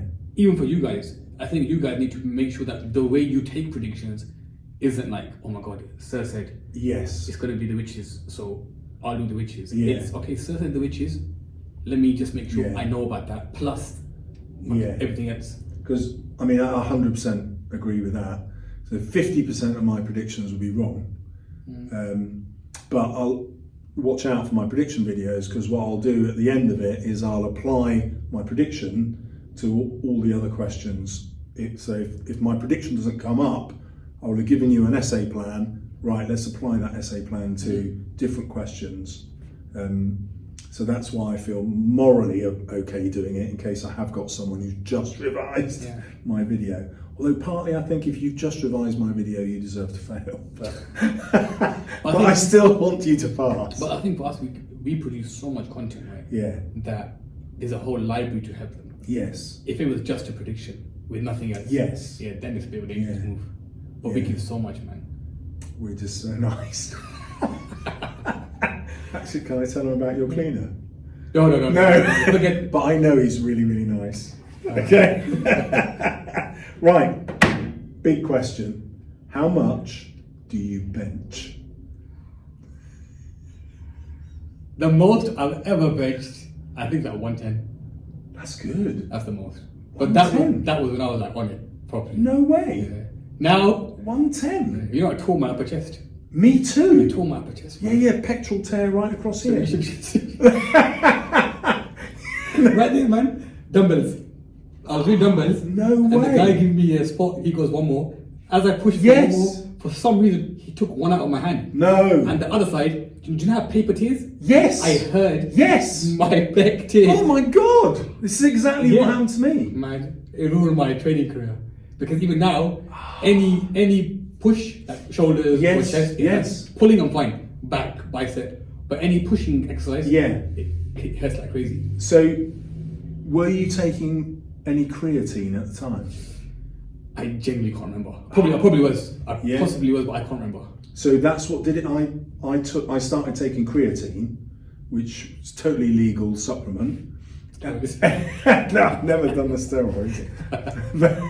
but apparently, this is what I've learned since, is you need to take loads of extra water because it dehydrates the muscles. Yeah. And that's what caused the tear. I hadn't hydrated. What were you doing? Same thing? I was bench pressing 160 kilos for reps. Oh yeah, bloody hell, mate. And it just went. Like the whole, just exactly like you said, it felt to me like a zip had been undone. Yeah, correct. Yeah, and luckily I was strong enough with this arm to throw the barbell off me, and then I went into shock. And then I drove round to my physios. I didn't have an appointment. I just drove round, knocked on the door, and I was like, "Mate, I've just torn my pec. What can you do?" So another one, yeah. So I've got like a mark of Zorro here. What's that? So this was when my bicep came off. Deadlift? No. What are you doing? Ski lift. So when you go skiing, there's a button lift, which is basically a disc about that size on the end of a long spring. Yeah. And you pull the disc down between your legs, and then the spring extends, and then it pulls you up the slope. Yeah, but how did you get to your bicep on this? So I pulled it down, and it started to go before I had it between my legs. And I was like, no, I'm not having that. And I yanked it down. Oh, man. But so I'm reacting against my body weight being pulled with just the one bite. So I was strong enough to do it, but that just pulled it right off. So it ended up, so the bicep was much bigger then. Yeah. The bicep just turned and it was underneath. I took my ski jacket off and I had this huge grapefruit underneath my armpit. So how long was that recovery? That recovery, I'm guessing about 6 months. Because a lot of bicep tears that I think is deadlift. Yeah, it's the under. That's exactly the same one. Yeah. And but the surgery was like, well, we'll reattach it, but you can never do weights again. I was like, what are you talking about? Yeah. And they were like, well, if you can curl with an elastic band, you know, like these bands that people use now. When you put under your foot. Yeah. And I was like, okay. And so I curled it, and they go, oh, right. And I was like, what do I do next? And they said, well, you could fold it twice. So I did that and then I said, what happens next? And they go, that's it. That's how much you're going to get? That is, But even now? No, but that's what they said. No, now I've got a video on you can find it on my YouTube channel of me training with my son, where I'm trying to curl 100 kilos. Can you imagine? Did you get it? No. I got 90 though. That's impressive, man. I curled 90 kilos after the bicep. Bar. That's good, man. Yeah. Very good. Yeah. We should do a gym video. Mr. Salles, Mr. Everything. Leg day. Chest day, back day. Well, I've got no power now. So my top bench was 197.5. That's impressive, man. It was. Very good. Yeah. Especially because you're tall. So you got more reach. Yes. Like normally the big benches Yeah. are the shorter guys. Yeah. Boom, boom. Yeah. Right. Okay, that's very good. But I'm like nowhere near that now. Like, I wouldn't even get 160 now. Uh-huh. Anyway, that's getting old for you. Now you can do it. Next video, guys. Next year, Yeah. we're going to be in the gym training. with our injuries on show. I did mention that to my daughter. She was like, "Don't you dare wear a vest." Okay. Right. Okay, we are cancelled. That'd be a nice thumbnail. You just curling in the vest. No pain, no gain. No pain, no gain. Yeah. Right. It's time for an English one, or not? I forgot they were teachers for a second. Yeah. I forgot that this is an English channel. Pretzel, the paragraph structure, the famous, patented by Mr. Everything English, pretzel. Actually, royalties for people that use pretzel. They even write to me about pretzel. Give us the reason why pretzel is so successful. I think for pretzel, for me, it was born out of the mark scheme, Yes. not the other way around. So it's a very natural fit to AO1, AO2, AO3. Techniques, context, whatever you got to do. If you want to get a grade 8 or grade 9, use it. If you don't want to use it, you don't need to use it. Yes. The main thing is hitting AO1, Yes. AO2, AO3, because that top line talks about exploring, being detailed. My rule is, look, your paragraph structure shouldn't handicap you. Yes. It should make life easy, and you shouldn't worry about it. So the paragraph structure, if you're going to use one, should naturally tick off the mark scheme without you worrying. Yes. I'm the teacher. That's my job. Yes. I should make your life easy. And that's why for me, look, I don't hate on Peel or Peter or whatever. Yeah. Do whatever you want, but they just make it a little bit more difficult to climb the mark scheme because they don't give that extra level of analysis. They don't allow you to zoom in. They don't allow you to explore the effect more. Yeah. That's why. And to be honest with you, as you say, top end, you don't need it. If you're top end, if you know the mark scheme, Yes. as long as you do it, Yeah. you can do Power Ranger paragraphs Yes. or potato paragraphs. It doesn't matter as long as you hit the mark scheme. So that's a really important message is teachers, I haven't met an English teacher who, well, maybe that's an exaggeration, but nearly all English teachers teach some form of paragraph structure, don't they? It's helpful for these guys. Yeah, and it's always to try and help you, but there does come a point where it takes you too many words to say what you want by following a structure. And when you get to that stage, because you've learned the structure so well, then it's time to because it becomes almost innate inside you, so you can get on with it. Yeah. Like I'll get messages saying, "Oh, but Mr. Salles said don't do paragraph structures." Yeah. And this is where they fall short because Yes. it's not one or the other. Yes. It's depends on what your ability is like. Exactly. If you can do an essay and hit the mark scheme without a paragraph structure, lovely. Yeah. But if you need that scaffold, use it. Yeah. It's there for a reason.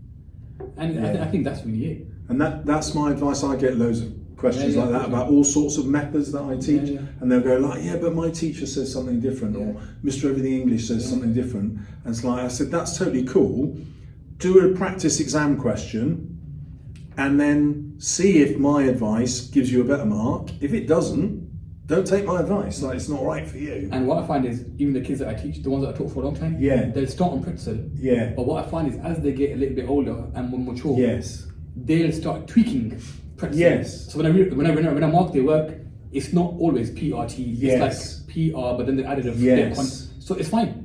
You're doing beautifully. Yes. Because you've kept the AO 1, 2, 3, but you've now added extra layers to make your writing slightly better. So I think it's like a graduation process.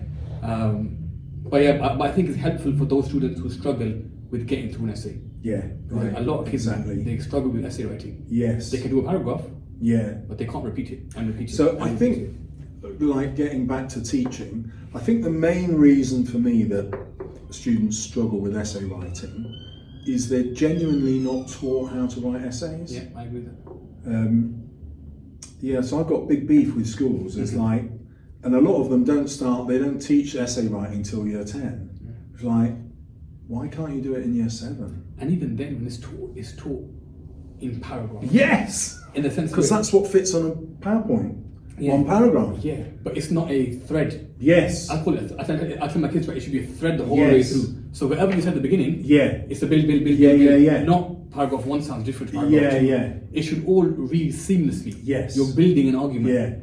That's why in the top band for English literature it says convincing. Yes. You have to have convinced the examiner With an argument. Of whatever you're arguing. So if you're saying Macbeth is brave or whatever, by the end, so the beginning to the end, you should have convinced, damn, you know what? Yes. He is super brave. Yeah. And that comes through a thread of an argument. Exactly. Even knowing, right, how to structure the essay, like, actually, kids, look, naturally we have strengths and weaknesses. Yes. You want to start strong, you want to end strong. Yes. That doesn't mean what's in between is rubbish, but you cover yourself. Yeah. And that's the skill of writing an essay. Yes. Not paragraphs. Yeah. Because look, I remember when I was an examiner, a lot of examiners, by the end of the first paragraph, have formed an opinion. They know what they're going to give. On what the kid's going to give. Yeah. So on what grade they're going to give. Yeah. Might sound bad, might sound whatever, but it's the truth. They are human beings who judge what they're reading. Yeah. And by the end of the first, I used to do it. I used to know, okay, I still do it. Yeah, this is a grade 9 kid. This is a grade 7 kid. Yeah. And you form that opinion very early on. Yeah. And then you carry on reading to see can they maintain it. Yes. So yeah, I think there's a skill to essay writing. Exactly right. Once again, we agree. Right. What YouTubers do you follow? Because you're like younger and trendier than I am. What YouTubers do I follow? Let me see, man. My YouTube, there's two that I've always followed. Christian Guzman. Yes. And Max Tuning. I've built a lot of what I do from watching them. Yeah. I think they're similar in age. They've built businesses from social media. Yeah. But it's that full growth that you've seen. So that I follow those kind of people. You talked about Ali Abdaal before. Oh yeah. I love watching some of his videos. Yeah. I tell you what fascinates me about him most is he's a beta male. You know, he's not arrogant, he's not full of ego, he's just there to explore ideas and teach. Especially in this day and age. Yeah. Because we live in two extremes. Yes. If you're not on this side, you got to be super out there. Yeah. So yeah, I agree. Do you ever watch Mr. Who's the Boss? Mr. Who's the Boss? The tech guy? Yeah. Yes, I watch him. I watch a lot of tech stuff. Yeah. Yeah, I watch that. Believe it or not, I watch Mr. Beast, Sidemen, Beta Squad. Oh my god, these guys watching them. I can't watch Mr. Beast. Why not? Because everything is so attention grabbing and shouty. But I respect the way he produces content. He's a genius. He could long out that content over hours. Yes. But he'll give it 15 minutes. Yeah. Boom, boom. He is a genius. So the only Beast videos that I'll watch are his interviews with other people. So I did an assembly in 2016. Okay. Right? And I said to my son, who was, he would have been, I think in year 11 then, I said, I want to do a YouTube reference that students will get. And he said, do KSI. And I think his name was KSI Sailor Bit or something. And he did gaming videos. He said, do that. And so I went to my very white middle class school. I mentioned KSI. It was like tumbleweeds. And my son was like, everyone will know who he is. And now he's just enormous, isn't he? Yeah, but this is about 2016, right? Yeah. Into learning stuff rather than entertainment on YouTube. Like, I'm a tech geek. I watch a lot of tech stuff. Yeah, I don't. Yeah, I watch a lot of tech stuff. I'll watch like the tech guys for their presentation and style. Yeah. Because I can't afford the tech. What would be your idea? It's my iPhone 11 Pro. Oh dear. Plagiarism. What do you think about plagiarism? Oh God. You start off. In what sense? So we kind of. You've been accused, haven't you, of encouraging plagiarism? You know, yeah. I get messages saying that somebody got in. I argue till this day. Bring one student forward. Yes. One out of the millions. I think my YouTube views right is like 10 million. Bring one out of the 10 million views who got in trouble for plagiarism, and I will leave YouTube. Wow. I will delete my account if you can find me one child. That's a really good idea. Who got in trouble for plagiarism, I will leave. It doesn't happen. It doesn't happen. You know why it can't happen? Because I've never written anything Yes. to be plagiarized. So what are you plagiarizing? Mm. There's nothing to be plagiarized. You've written. Oh. You've written stuff that can be plagiarized, but I'm the complete Yeah. opposite. The most I've given is a little mountain I- with ideas. You've written books. I- where you give away stories. I have played. Guys, buy those books. Copy those stories. Don't do that because that's plagiarism. So we Yeah. definitely don't encourage plagiarism. Guys, plagiarism, unless, now this is a serious topic. If you're copying somebody else's written work, that's a problem that you can Yes. fix. But if you're taking inspiration from ideas, then you do whatever you got to do. Yeah. What's your thoughts on that topic about ChatGPT? Loads of kids are using it. Yes. And it's the fact. Yes. Whether we like it or not, loads of them are using it. So let's imagine like a thought experiment here. Let's imagine there was an AI and I could put into it, I want to write an essay about violence in Macbeth. Here's the mark scheme. Yeah. And I know in the exam I can only write 800 words. So I tell it to write me an 800 word answer. If it could do that, and I went away and memorized that answer, I would kind of be okay with that, because you wouldn't be able to memorize something and reproduce it without understanding it, because you'll never get exactly the same question. And so I would be happy for a student to say, I want to memorize these 3 or 4 or 5 essays, and then I'm going to apply bits of those. If I'm lucky, it'll be a whole one. The reason that I don't think ChatGPT is a good idea is it can't do that yet. Because the large language models, basically every word that it writes, it then predicts of everything that I've read on the internet, what's the next most likely word. Okay. That's how it works. And so it always kind of defaults to an average. Yeah. Yeah, It's so- never going to get the top. Yeah, and often it will make up quotes, Yeah. make up stuff that didn't happen. So at the minute, ChatGPT cannot That do is that. true. It's not accurate. No. I've used it just to test it. Yeah, And it's not accurate. yeah. But at some point, like let's say 2 years from now, you'll be able to do that. Yeah. And so then the question, so look, I'll put it to you.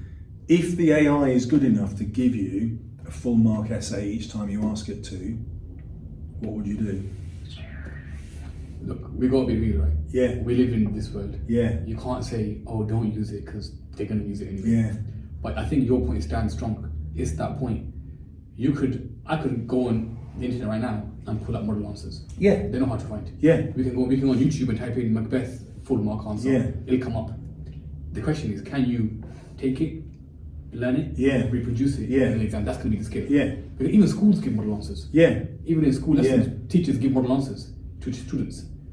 But so that's all the AI will do. yes, The next step is, can you now tweak it, make it fit, change it, whatever, Yeah. to make it fit? So I think that Yeah. will always be the case. yes. Um, And that for me is a test of, have you understood what you've been taught? yeah, And are you good at writing essays? correct. And so I'm okay with it. Yeah, so am I.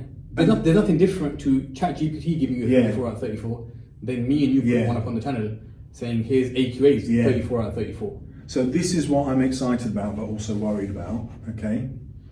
In 2 years' time, it will be possible for me to type into, let's say, ChatGPT. Yeah. I want to learn Macbeth in the next 6 hours. Design a conversation for me. Write out the questions I should ask you in the order in which I should ask them. And then I'll be able to start with question number 1, and it will give me an answer, and then I'll chat back, and then it will move on to the next question. By the end of it, in 6 hours, I would have a top grade understanding of the whole play, which in school will probably take 2 years. 2 years. Half Yeah. term, half It's term. going to take, Yeah, term. it's going to take 12 weeks probably, Yeah, isn't it? correct. And so I can probably do 12 weeks work in 3 weeks. Yeah.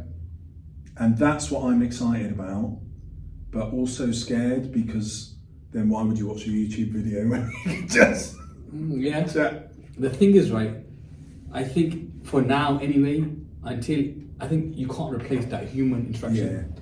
You're going to struggle with that. Yeah. But you could put in to the chat box, you are Mr. Everything English, and then a description of what they really like about Mr. Everything English, and then it would reply as Mr. Everything English. Okay. If that's the case, peace out, guys. And I'm done with YouTube for 2 years. what's even worse is it could be an audio one, so you could get the AI now. Now they could do it. This is in beta form, but I've seen it on like Marketers Brownlee and stuff, and it will actually reproduce your voice out loud. I had a company contact me saying, "Can we go through your YouTube videos?" And do you know how like on Amazon Alexa, Yes. they're like, "What's the top 10 quotes from Macbeth?" Yeah. And then like I'll start saying stuff. Oh my god. But I didn't pursue it because I didn't trust the company. Yeah, There's so yeah, many yeah. emails, right? But can that even happen? I don't even know. Yeah. Possibly it can, because all it would take was some kind of AI Yes. to go through all the content. Yeah.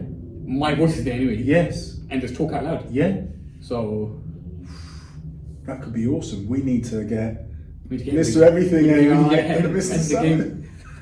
Even VR headsets. I wait for the day that we teach on the VR headset. Yes. Like one of my goals, right, is at some point I want to be able to, like, there's a kid at home, puts on the VR headset, And then so- we yeah, appear. Yeah, honestly, and we can teach them.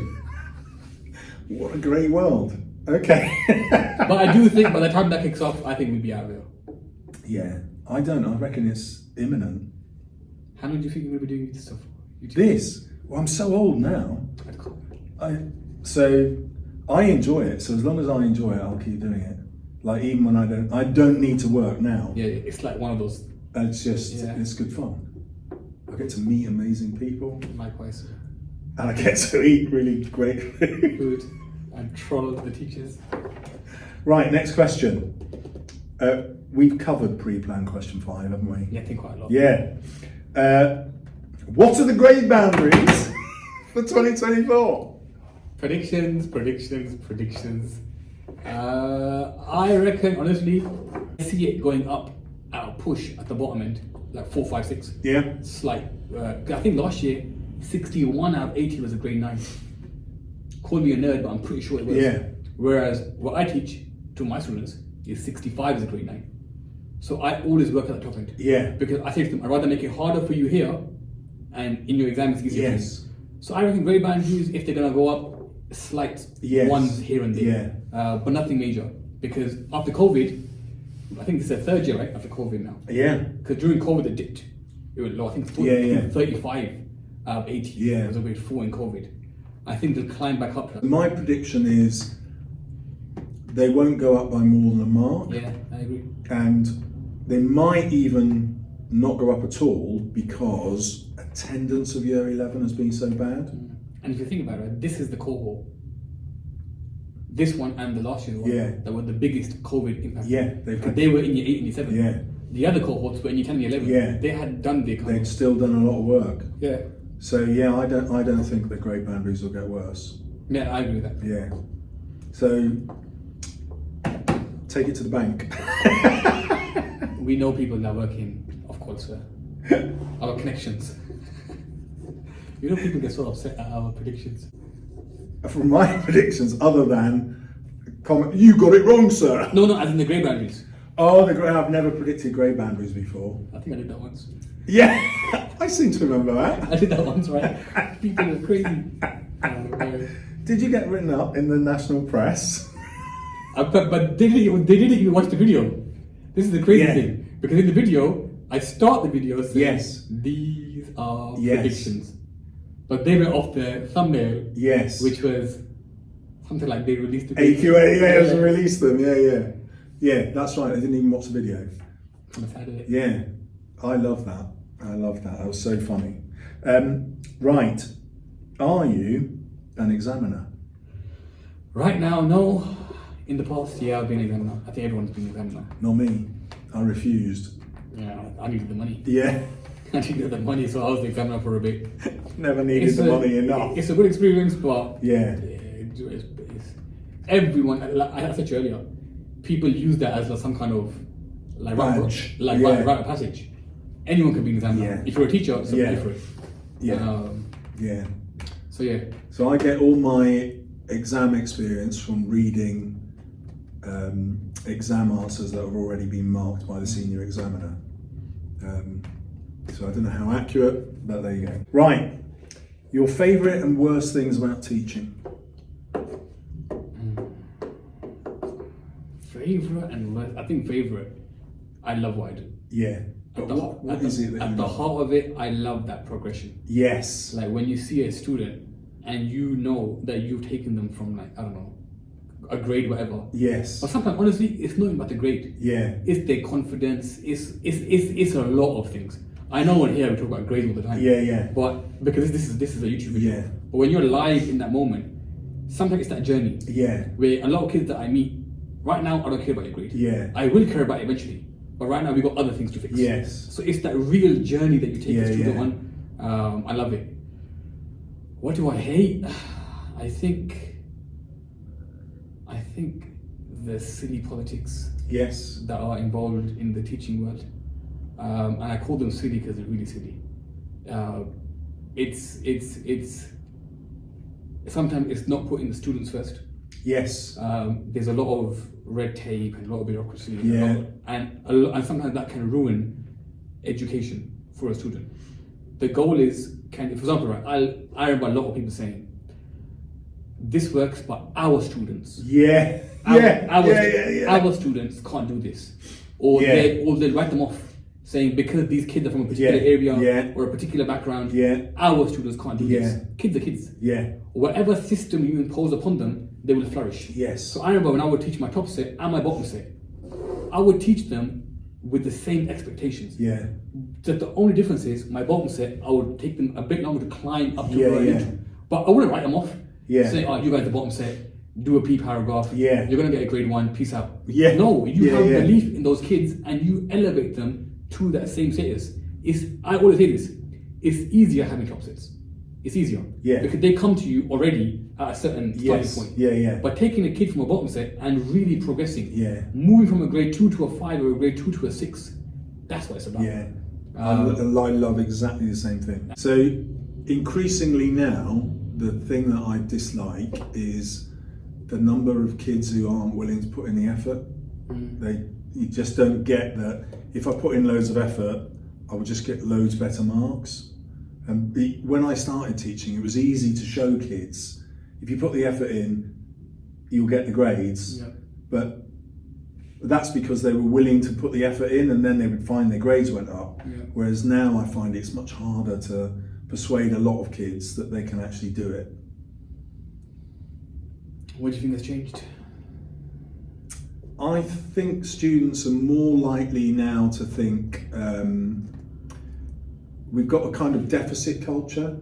So they're always looking for, I mean, this isn't everybody, this is just the ones who I struggle with. They're looking for excuses for why they are where they are.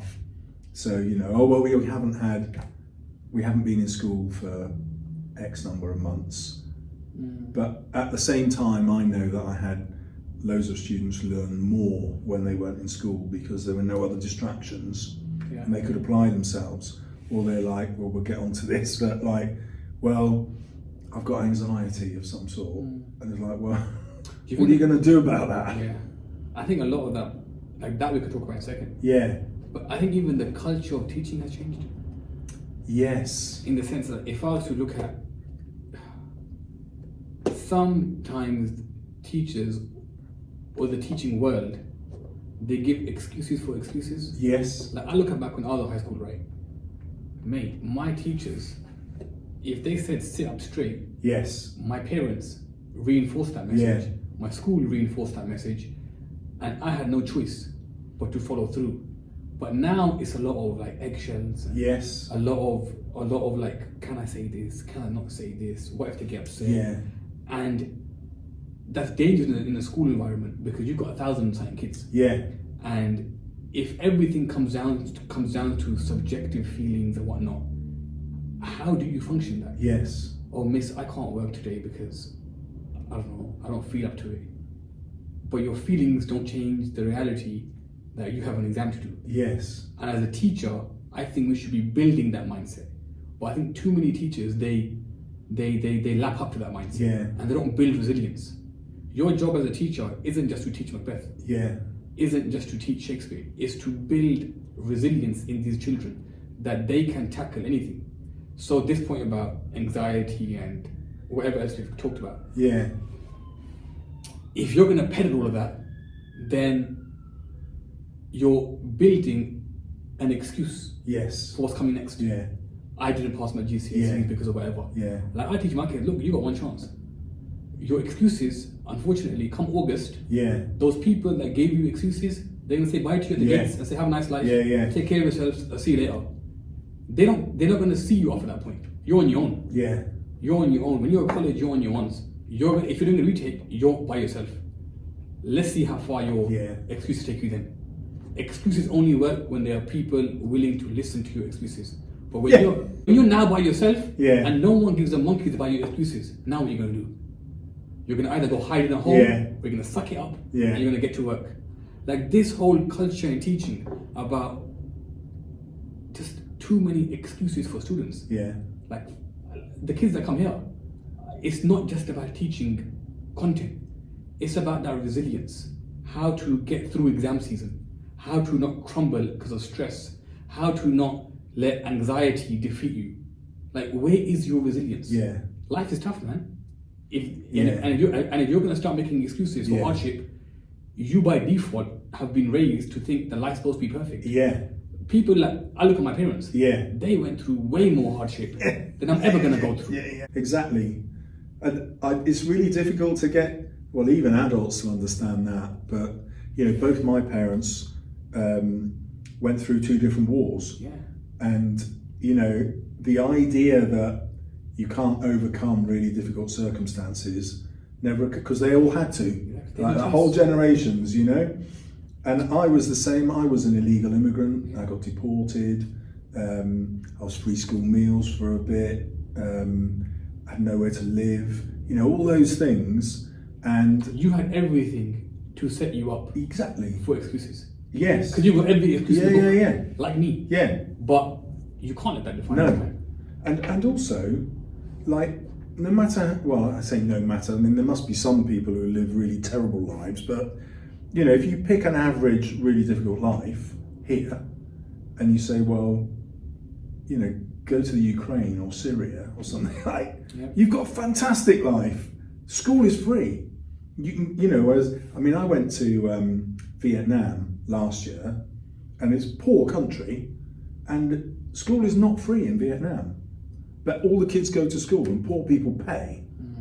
It's like, their attitude is you get an education, the future is yours.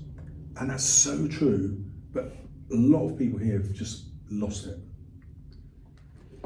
Yeah, man. I'm just thinking. I look at my parents. My parents relocated to a brand new country. Yeah, No language. yeah, No friends. No family. No money. Nowhere to live. Yet they made it work. exactly. Yet, imagine, my dad was 10 when he came here. Yes. Imagine sending a 10-year-old with his mum and with his family back. They didn't come. Came back. Yeah. Imagine sending a 10-year-old from this country to Yeah. go and work in a different country by yourself. Excuses. Yeah, You can't. Like, I think I heard this somewhere. Making excuses is luxury. If you can make excuses, you got luxury. yes. You have no choice. Because you got your other needs are being met, aren't they? Yeah. If you've got no choice but to succeed. Yeah. And I don't mean success in a monetary way. Yes. Let's take money out of it. Yeah. I just mean succeed in whatever you do. Yeah. If you wanna be a boxer, you be the best boxer. Yeah. If you're doing your GCSEs, you smash it at your best potential. Yeah. Excellence is what you chase. And I think too many people, man, they fall short because for them, succeeding is like, yeah, if I do it, I do it. If I don't, I don't. Yeah. But when you have no choice but to succeed, Yeah. and I think this links to your point about immigrants that we talk about later. Yeah. We'll do that next. Yeah, but if failure isn't an option, Yeah. I swear to God, the fire that it lights under Yeah. you will eventually get there. Because this is an easy country to succeed in. The immigrant question. So, What are we saying? so I'll let you go first. are immigrants better students? I'm going to go first. Yeah? Do you want me to go first? So, I'm going to say yes. You're an immigrant, right? I am. Yeah. Sort of. Okay, so My dad was Spanish. I was born here, but we moved to Spain when I was 3. When I was 10, he gambled everything away. So the business, the house, everything. Okay. And disappeared. So my mum had to leave. Oh, wow. And rather than come back to the UK, she went to Canada. So I was an illegal immigrant in Canada. Then mysteriously my dad reappeared after a few months and worked as an illegal immigrant In Canada. in Canada. And then they just couldn't make it work. They weren't really making enough money to see, because you're paying cash in hand and stuff. Yeah. And so they turned themselves in to the Canadian authorities and said, can you deport us to the UK? And the Canadians were like, yes, we'll get rid of you, no bother. So I got deported here. How old are you this time? I was 10. Okay. Yeah, so I got deported when I was 10. I got deported when I was 11. Okay. So I left Spain when I was 10, did the year in Canada, got deported here, and then homeless in London. And so we were in like a guest house for 17 months. And you're quite a big age there. At this point, you can remember stuff, right? Yeah, I remember all all everything. And so I went to one school, which was an all-boys school, where it was like super violent. I had my first fight. I broke my hand defending myself in year 7. I just can't believe it, man. I left that school after a year and went to another all-boys school which was much nicer. But it was just expected that I would work, because that was the only way that we were going to get back from being homeless, is if we all worked really hard. And so it never occurred to me that I wouldn't work hard and do well. So I did, once we stopped being homeless, I started work with a side job when I was 14. Yeah. So I had weekend jobs all the way through. Even that's all really now. Yeah, no, you can't do that now, can you? That's all really. Yeah. Sorry, go on, carry on. So I'm an immigrant in that sense, even though I on my passport it says British. Yeah. So I was immigrant in Canada and then kind of repatriated here. But Spanish surname. So end of year 11 school. Yeah. You started exams, right? Yes. What was it at the time? It was O-levels. O-levels. Yeah. So you've got every excuse to fail your O-levels. Yeah. On paper. Yeah. You came late. Yeah. Moved schools. Yeah. Tough background. Whatever. All that. How did it go? They were sort of okay. I got the English prize. But they were good, but they weren't spectacular. Yeah. So I got an A, 8 Bs and 2 Cs, something like that. Yeah, but considering everything. And I didn't value education. I wasn't excited about it, apart from English, but I knew that I had to get grades. And then when I went to do A-levels, I didn't want to go to university, so I didn't take them seriously enough. Okay. And that I paid for that. But the immigrant experience told me that if I put the work in, I would get rewards. It's that mindset, isn't it? Yeah. You had to go through that and be resilient. Yeah. And then you can apply that to anything. Yeah. Whether it's YouTube, whether it's working for a job. Yeah. But it's that I will get there eventually. And now my comments on YouTube, overwhelmingly people with non-Anglo-Saxon surnames. Yeah. And also they look up how to email me and it's like, sir, will you mark my essay? Which is cheeky, but sometimes I'll do it. An immigrant background kid who's thinking, I can't afford to, my teachers aren't helping me. I can't afford for that to be what's going on. I'm going to put in the effort. I'll try Miss Salles. I'll try Mr. Everything English. I'm sure they try other YouTubers. Yeah. But the point is they've got the mindset of, I'm not going to settle for medium. I'm going to do as much as I can. There are a lot of messages, emails, business, all from certain people. Yeah. So I agree, 100%. Yeah. So that kind of upsets me in this, why don't the majority of students realise how easy it is to do well here? It's come on, just put in a bit of effort and you'll get such better grades. It makes me very sad. But that's why if you look at even where I'm from, I I look at all my friends that we went to school with. None of our parents could help us in education. Yeah. They couldn't speak English. None of our parents had degrees. Yeah. Most of us were first generation going to uni. Yeah.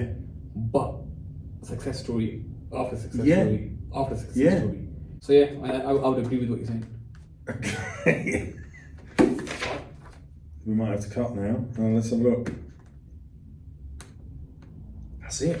Alright, last question then. Let's end it with this one. Yeah. Where do you see yourself, sir, in 5 years' time? 5 Or years 3 time. years, or in the future? Where do you see yourself in the near future? Whether it's life, whether it's YouTube, whether it's whatever it is. Oh, wow. So I still think I'll be doing YouTube. I'll still be doing my guides because I enjoy them. I want to get involved with artificial intelligence. So I'm in discussions with a startup now, which I'm really excited about. And I also, in my day job, consult in schools that have failed Ofsteds and try and help them improve. And I've been successful at that and really love it. So I'm hoping to continue those. But if I have grandkids, because I'm that old, if I have grandkids, I'll probably scale back on, I won't do the school stuff, and I'll do the YouTube and the guides And you'll be a granddad. and the AI, and I'll be a granddad. But this is the other thing, right, which is insane. I would love to start a travel YouTube channel, That's a good idea. and I'm going to do that next year. I'm gonna A completely separate channel. completely separate, just me traveling about having fun, and I've got a range of people who are really close to agreeing to come with me. Oh, that's pretty cool. Yeah. So I'll be like, so some like friends, ex-students, like he's just been flooded in Dubai. Yeah. I'll be like, YouTube video, man, if only I was there. It's like I was driving a boat around the streets of Dubai. But yeah. Yeah, flooded in the desert. So I reckon I'm going to start that as a YouTube channel. What you call it? Your idea, Mr. Salles Travels. No, because I don't think my viewers will be like, oh yeah, let's go and see what I think they what would. the pensioner is doing on his holidays. Guys, make sure you follow the travel channel when it starts. Okay, now fair enough. How about you? What are you going to do 5 years' time? I think for me it is making everything bigger than it is. Yeah. For now. Yeah. I'm at that point where I'm just getting started. Yes. Rather than winding down. So I have my time line. Enough is enough. Yeah. But I think I wanna build what I've got Yes. just a lot bigger. Yeah. I truly believe that my business can compete nationally Yeah. with all the other companies. Yeah. I believe I'm the best in the game. Yes. I just need time to prove it. Yeah. So I just want to use that time to get there. I've got my wife to agree to this, so this is actually going to happen, is we'll go away and live somewhere for a few months. Yeah. So like New York, That's a good idea. and then just get all those experiences. Like really get into Yeah, that culture. become like a Yeah, local as far as yeah, you can in that time, then come back here and then go off somewhere else for a couple of months. What's the craziest place you've been to? Crazy as in the biggest contrast to where you're from. Like culture shock. Have you ever been to like that kind of holiday? Well, I'm a yes You know and what? no. We need to do a video, me and you, Pakistan. Oh man, that would be Let's do it. amazing. Next year, February, I'm going to Pakistan. You come with me. If it's not half term, I'm in. Yeah, let's do it. Travel vlog in Pakistan. Honestly? I'm there. man. You come with me, you can do I it. would totally love that. Oh, what an Let's offer. show you a different style of Yeah, life. yeah. So this is the tourism I haven't done yet. So I've been like Cambodia, Vietnam, but like if you're under 30, every 20 to 30 year old has done Cambodia. You know, so there's like you're following a trail that other people have already done, and it. So you're in a poor country, but those poor people are coping because the economy's there. You might get low wages, but there's still loads of jobs. And But- sometimes you visit the tourist places, Yeah. so you don't really embed yourself Exactly. within the culture. Yeah. Like when I go to Pakistan, man, I really appreciate the quality of life. Yeah. Like the days feel so much longer. Yeah. Time feels amazing. Like over here we live by the clock. Yes. This time is this, that time is this. Yeah. And our lives are go, go, go. Over there you see how they work, Yeah. but they also have a very nice quality of life where they have time for people. Okay, Time for so I'd love discussion. that. It's not Yeah. because we're in the belly of the beast capitalism. Yeah. You see how other people also live their life. Yeah. Well, I've had loads of friends who've gone to India, and it's like, oh, it's just amazing. And then they start telling me about the crowds, the real clash of rich and poor. And if you're poor, it's like really, really poor, suffering on the streets. And like, There's nothing in between. yeah. You're either Yes. rich or you're poor. And I wouldn't be able to walk through the streets and feel anything other than appalling. Like, you know, I just would not be able to enjoy it. But you know what you find, like even where I'm from, sometimes what you don't know is better for you. Yes. In the sense that we may look at them, right, and think, oh, they're poor. Yeah. But you know their lives are so much more rich. Well, that I And could so get, much more yes. beneficial. Because If they got a roof over their heads, yeah. because sometimes we want things that we don't really need. Yeah. We don't really need them to make the quality of our life any Yes, better. yes. We just think it because it's just sold to us. Yeah. But do you really want that? You see their quality of life. It's not about clothing. Yeah. It's not about cars. Yeah. It's and they are happier for it because what they don't know is what they don't know. Yeah. They don't know that people aspire for a Ferrari, whatever, Yeah. or a Lamborghini or a 10,000 bedroom house. They're content. Yes. Now, of course, is severe poverty. I'm not denying that. Yeah. But if you look at like contentment, I think people are a lot more content Yeah. in those parts of the Yeah. world. You look at like depression around this part of the world, Yeah. and anxiety, Yeah. mental health. Yeah. It's not as it's not as prominent in those parts of the world because they are content with whatever they have. Yeah. Whether it's a lot, Yeah. or whether it's a little bit. Yeah. They're a lot more content. And they've got stronger family bonds, stronger communities. Yeah. So I think a lot of you find in other parts of the world, their quality of life Yeah. is better. Not materially, but when you dig deep, Yeah. they when they put their head on the pillow and when they wake up in the morning, Yeah. they're a lot more content with what they Yeah. have. Yeah, I agree. Right, Pakistan then. Next year. I'm February. so Travel excited, vlog, man. Mr. Salles, Mr. Everything English. That's Guys, just- in the comment section, tell me where I'm taking Mr. Salles in Pakistan, if you're from Pakistan. that's a really good one. That is a really good We one. should do it. Okay. I'm gonna go 99.9% anyway. I'm in. So, come I'm on. in. There's no way I'm not coming. I'm 100% in. This is the invitation. We could do YouTube videos from Can you Pakistan. imagine in the field? In the camp. That is so good. That is just so good. Wow, what a wonderful place to stop this video. Do you want to say bye to them? Yeah, What's your sign off? I haven't got one, which is really bad. Yeah, so Guys, it's been Mr. Salles. Very honored. that's how Sue sees it. Did you ever used to watch that? No. No, what's that? No, it's Glee. You got to have like a cool. I've got to intro have and a outro. cool outro, haven't I? Yes, so this is time for my cool outro, but I haven't got one, so Mr. Everything English is going to do it. Peace. Out.